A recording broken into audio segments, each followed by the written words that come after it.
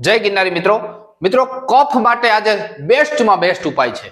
અને ઘણા મિત્રો આપણા વિદેશમાં રહે છે બરાબર અને એની ખાસ કોમેન્ટો આવતી હોય છે કે ભાઈ અમે અહીંયા વિદેશમાં રહી તો અમે આ વનસ્પતિ ક્યાંથી ગોતી શકીએ અથવા કોઈ મોટા શહેરમાં રહેતા હોય કોઈ બોમ્બેમાં રહે છે કોઈ અમદાવાદમાં રહે છે તો એને આપણી જે વનસ્પતિ છે એ મળતી નથી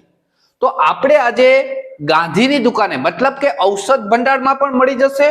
અને ઓનલાઈન પણ આ બધી વસ્તુ મળી જશે એટલે વિદેશમાં રહેતા લોકો ઓનલાઈન પણ મગાવી અને આયુર્વેદ પદ્ધતિથી કફને મિત્રો 24 કલાકમાં સાવ નામશેષ કરી દેશે 2 દિવસનો પ્રયોગ છે કફ ઉધરસ સૂકી ઉધરસ કે કોઈ પણ પ્રકારની શરદી ગળું ભરવું બધા ઉપર બેસ્ટમાં બેસ્ટ કામ કરશે મિત્રો બરાબર આવી જ એક આયુર્વેદની બેસ્ટમાં બેસ્ટ પદ્ધતિસરની આજે હું તમને દવા બતાવીશ બરાબર એટલે ખાસ વિનંતી છે વિડિયો અંત સુધી જોજો અને શાંતિથી બધું આ નોટ કરી લેજો અને દુકાનેથી લઈ આવી અને ઘરે બનાવી લેજો 1 વર્ષ સુધી આ દવા ચાલશે બરાબર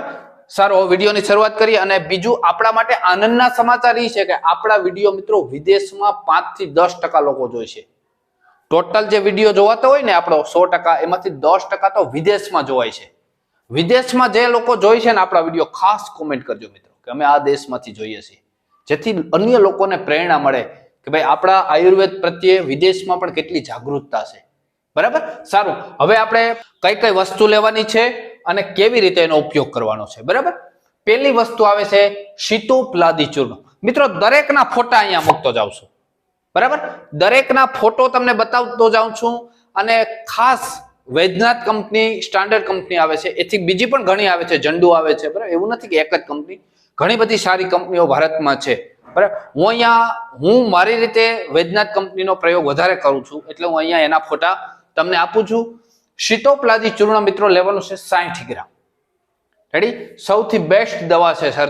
શરદી ઉધરસ અને કફ માટેની જોકે બધી બેસ્ટ છે પણ એવું મિશ્રણ થશે ને કે જળ મૂળમાંથી નીકળી જશે બધું રેડી બીજી વસ્તુ છે લક્ષ્મી વિલાસ રસ નારદીય પદ્ધતિથી બનેલો હોવો જોઈએ બરાબર એ રસ છે પણ રસ નથી એવો ગોળી આવશે ઉપાધિ ના કરતા કરે રસ લક્ષ્મી વિલાસ રસ દવાનું નામ છે બરાબર નારદીય પદ્ધતિ કાઉન્સમાં નારદીય લખેલું હોવું જોઈએ એ જ લેવાની છે આ યાદ રાખજો ખાસ બરાબર એની 10 ગોળી આપણે લેવાની છે માત્ર કેટલી 10 ગોળી આ નારદીય આમાં કાસ પણ લખેલું હોય અહીંયા એ નથી લેવાનું અહીંયા નારદીય કાઉન્સમાં લખેલું હોવું જોઈએ રેડી ત્રીજી વસ્તુ છે ટંકણ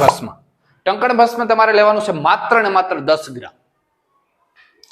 ચોથી વસ્તુ લેવાનું છે સ્ફટિક ભસ્મ જે ફટકડીમાંથી બને છે એ સ્ફટિક ભસ્મ લેવાનું છે માત્ર 10 ગ્રામ રેડી પાંચમી વસ્તુ લેવાનું છે મિત્રો જો દરેકના ફોટા અહીંયા આવતા જાય છે એટલે તમે ઓનલાઈન મગાવો ત્યારે સર્ચ કરો ત્યારે તમને મજા આવશે બરાબર એટલા માટે હું ફોટા પણ અહીંયા મૂકતો જાઉં છું અભ્રક ભસ્મ લેવાનું છે મિત્રો 5 ગ્રામ માત્ર રેડી અને મિત્રો છેલ્લી વસ્તુ છે શૃંગારાભ્ર રસ 10 ગોળી રેડી એનો પણ અહીંયા ફોટો મૂકી દઉં છે આ બે વસ્તુ ગોળીમાં આવશે ભલે રસ લખેલ છે પણ આવશે ગોળી ટેબ્લેટ આવશે 10 ગોળી અને 10 ગોળી આ બધી વસ્તુ ગ્રામમાં લેવાની છે હવે આનો પ્રયોગ કેવી રીતે કરવાનો છે ઈ ખાસ જોઈ લેજો બરાબર પહેલી વસ્તુ ઈ કે આ સીતોપલાદી ચૂર્ણ છે ને ઈ તમારે ચૂર્ણ જ આવશે એટલે સાઈડમાં રાખી દો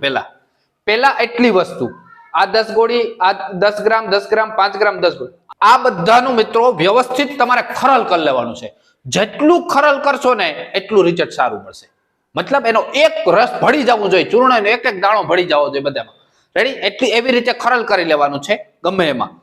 આ એટલું ખરલ થઈ ગયા પછી આ જે 60 ગ્રામ સીતોપલાદી ચૂર્ણ છે એ એમાં નાખી દેવાનું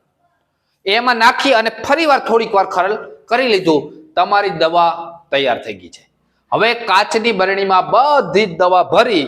અને મૂકી દેવાની બરાબર હવે એનો પ્રયોગ કેવી રીતે કરવો એ ખાસ મહત્વનું છે મિત્રો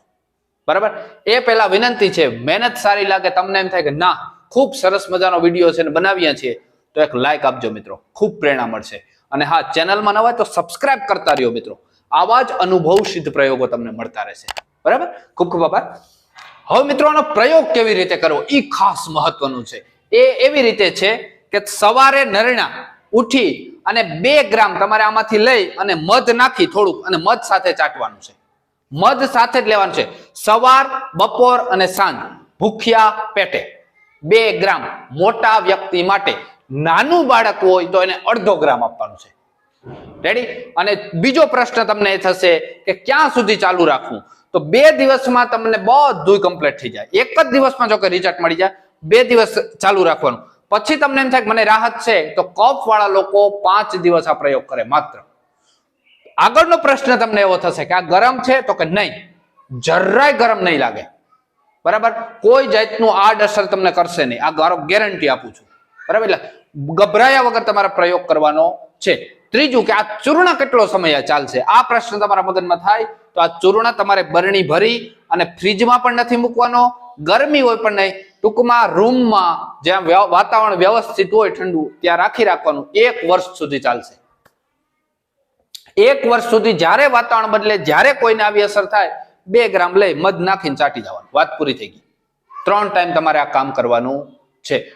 મિત્રો, ખૂબ સુંદર મજાનો અને ઊંડાણપૂર્વકનો આ વિડીયો મેં તમને આપ્યો છે. આયુર્વેદનો બેસ્ટમાં બેસ્ટ પ્રયોગ ખાસ આપણા વિદેશી ભાઈઓ માટે આપ્યો છે. વિદેશમાં રહેતા હોય એને અમુક વસ્તુ નથી મળતી, એના માટે આ ખાસ મેં પ્રયોગ બનાવ્યો છે. મિત્રો, વિદેશના આપણા જેટલા ભાઈઓ છે ને, એક વિનંતી છે કે તમારું જે વિદેશનું ગ્રુપ છે એમાં વિડીયો જરૂર શેર કરજો, જેથી કરીને કોઈને વ્યક્તિને ઉપયોગી થાય. એટલી મારું કામ કરી દેજો, બરાબર? એટલે વિદેશમાં પણ આપણા ગુજરાતી ભાઈઓને ખાસ આયુર્વેદ પદ્ધતિથી થોડાક આયુર્વેદ તરફ વળે એવી મારી નમ્ર વિનંતી છે. તમારો ખૂબ ખૂબ આભાર મિત્રો. જય જવાન, જય કિસાન, જય આયુર્વેદ.